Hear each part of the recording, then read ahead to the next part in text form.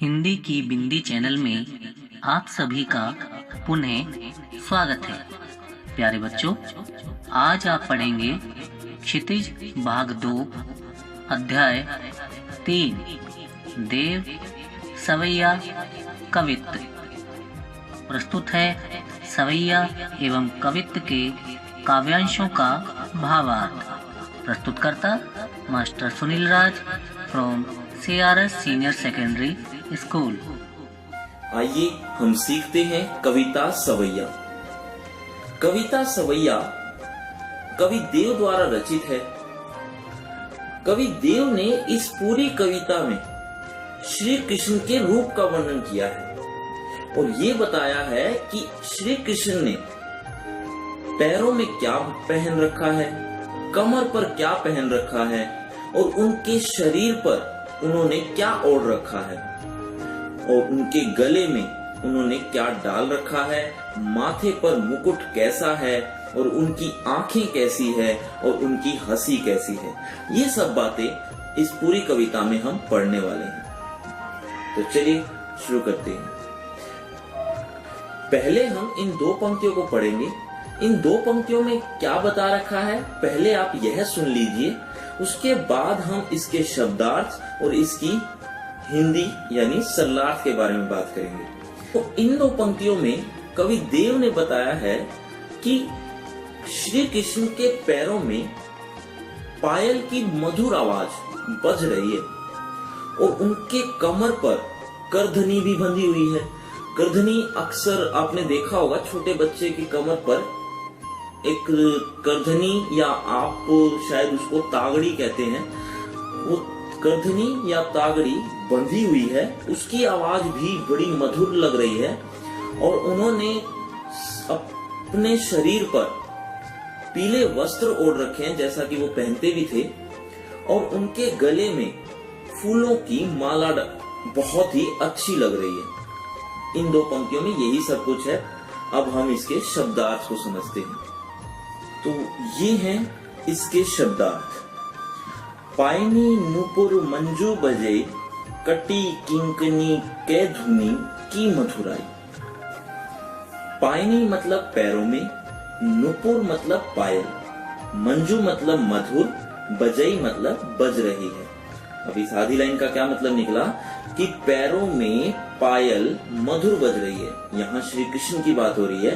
श्री कृष्ण के पैरों में पायल मधुर बज रही है। बाकी आधी लाइन देखिए। कटी मतलब कमर पर, किंकनी मतलब करधनी जिसको हम तागड़ी भी कहते हैं, धुनी मतलब धुन और मधुराई मतलब मधुर। श्री कृष्ण की कमर पर करधनी की आवाज, करधनी की धुन बड़ी ही मधुर लग रही है, बड़ी ही मधुर प्रतीत हो रही है, अच्छी लग रही है। तो इस पूरी लाइन की हिंदी क्या बनी कि श्री कृष्ण के पैरों में पायल की आवाज बहुत ही अच्छी लग रही है, बहुत ही मधुर बज रही है और उनकी जो कमर पर करधनी बंधी हुई है, करधनी मतलब तागड़ी, उनकी कमर पर तागड़ी या करधनी की धुन भी बहुत ही मधुर आवाज कर रही है। तो ये थी पूरी लाइन की हिंदी। अब हम अगली लाइन के शब्दार्थ की ओर बढ़ते हैं। सांवरे अंग लसाई पट पीत, हिये हुल से बनमाल सुहाई। सांवरे मतलब सांवले रंग के और अंग माने शरीर का अंग, लसाई माने अच्छी लगना यानी बहुत ही सुंदर लगना, पट माने होता है वस्त्र और पीत माने पीले। इस आधी लाइन की हिंदी क्या बनेगी कि श्री कृष्ण के सांवले शरीर पर, श्री कृष्ण के सांवले शरीर पर पीले वस्त्र सुशोभित हो रहे हैं यानी अच्छे लग रहे हैं। आगे देखिए। हिये मतलब हृदय, हुलसई और लसई दोनों का अर्थ एक ही है यानी अच्छी लगना या सुशोभित होना। बनमाल माने फूलों की माला और सुहाई मतलब होता है अच्छी यानी बहुत ही सुंदर।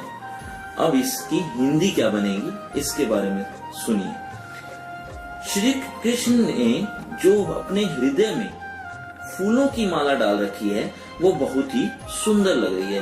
हृदय में मतलब जब भी हम या कोई भी माला डालता है तो वह गले से होकर, उसके हृदय से होकर ही गुजरती है यानी जाती है।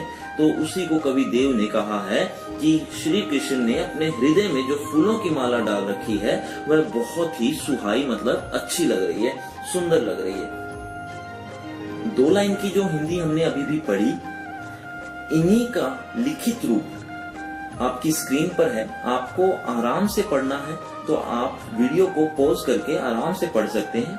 हम आगे बढ़ते हैं। अब हम इन 2 पंक्तियों के बारे में पढ़ेंगे।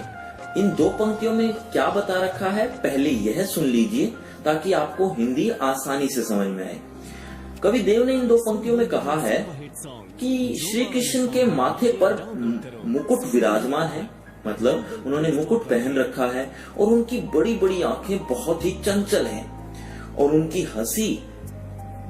हंसी चांदनी जैसी है, मतलब जैसे चांद जैसे मुख पर चांदनी बिछी हुई हो, बिल्कुल वैसी ही उनकी हंसी है।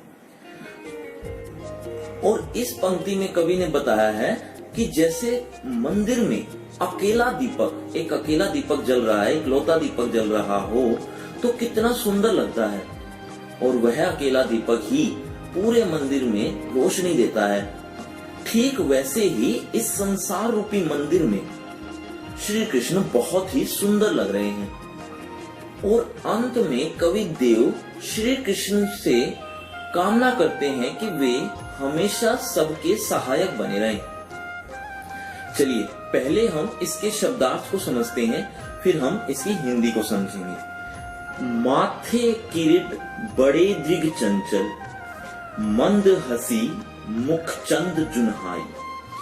माथे मतलब माथे पर, किरीट का मतलब होता है मुकुट, बड़े माने बड़ी बड़ी और दृग माने आंखें, चंचल मतलब चंचलता है उन आंखों में। तो पहले हम इस आधी लाइन को समझते हैं कि श्री कृष्ण के माथे पर मुकुट विराजमान है, अर्थात उन्होंने मुकुट पहना हुआ है और उनकी बड़ी बड़ी आंखें चंचल हैं, अर्थात उनकी आंखों में चंचलता या शरारत छिपी हुई है। मंद हसी मुख चंद जुन्हाई, मंद माने धीमी धीमी यानी मंद मंद, और हसी माने हंसना। मुख चंद मतलब होता है चांद जैसा मुख। जुन्हाई का मतलब होता है चांदनी। जुन्हाई का अर्थ है चांदनी। तो इस आधी लाइन की हिंदी क्या बनी कि उनकी मंद मंद हंसी चांद जैसे मुख पर चांदनी के समान लग रही है, अर्थात उनका मुख चांद जैसा है और उनकी हंसी चांदनी जैसी है। तो इसकी हिंदी एक बार फिर से सुन लीजिए। उनकी मंद मंद हंसी चांद जैसे मुख पर चांदनी के समान है। अब हम आखिरी लाइन को समझते हैं। जय जग मंदिर दीपक सुंदर, श्री ब्रज दुल्हा देव सहाय। जय मतलब जिस तरह से, जग मतलब संसार। बाकी शब्दों के अर्थ आप समझ ही गए होंगे। पहले हम इस आधी लाइन को समझते हैं कि जिस तरह से मंदिर में दीपक बहुत ही सुंदर लगता है, अकेला दीपक जलता हुआ बहुत ही सुंदर लगता है और दूसरों को रोशनी भी देता है, ठीक वैसे ही इस संसार में श्री कृष्ण बहुत ही सुंदर लग रहे हैं और दूसरों को प्रकाशमान भी कर रहे हैं। यहाँ मंदिर की तुलना संसार से की गई है और दीपक की तुलना श्री कृष्ण से की गई है। इस आधी लाइन की हिंदी क्या बनी कि जिस तरह से मंदिर में दीपक जलता हुआ बहुत ही सुंदर लगता है, उसी तरह से इस संसार में श्री कृष्ण बहुत ही सुंदर लग रहे हैं और दूसरों को प्रकाशमान भी करते हैं। इस आधी लाइन की हिंदी एक बार फिर से सुन लीजिए। संसार रूपी मंदिर में श्री कृष्ण रूपी दीपक बहुत ही सुंदर लग रहा है, अर्थात इस संसार में श्री कृष्ण बहुत ही सुंदर लग रहे हैं और दूसरों को प्रकाशमान भी कर रहे हैं। यहाँ मंदिर की तुलना संसार से की गई है और दीपक की तुलना श्री कृष्ण से की गई है। अब हम आगे बढ़ते हैं। श्री ब्रज दुल्हा देव सहाय। ब्रज जहाँ श्री कृष्ण रहा करते थे तो वहाँ के वो दुल्हा हैं, इसीलिए उन्हें श्री ब्रज दुल्हा कहा गया, अर्थात श्री कृष्ण। श्री ब्रज दुल्हा का अर्थ है श्री कृष्ण। देव यहाँ कवि अपना नाम लिख रहा है तो यहाँ लिखना होगा हमें कि कवि देव कहते हैं। सहाय मतलब होता है सहायक। तो कवि देव कामना करते हैं कि श्री कृष्ण सबके सहायक बने रहें। अंत में मैं एक बार फिर से इस पूरी लाइन को एक बार पढ़ देता हूँ कि इस संसार रूपी मंदिर में श्री कृष्ण दीपक के समान सुंदर लग रहे हैं और कवि देव कामना करते हैं कि श्री कृष्ण सबके सहायक बने रहें।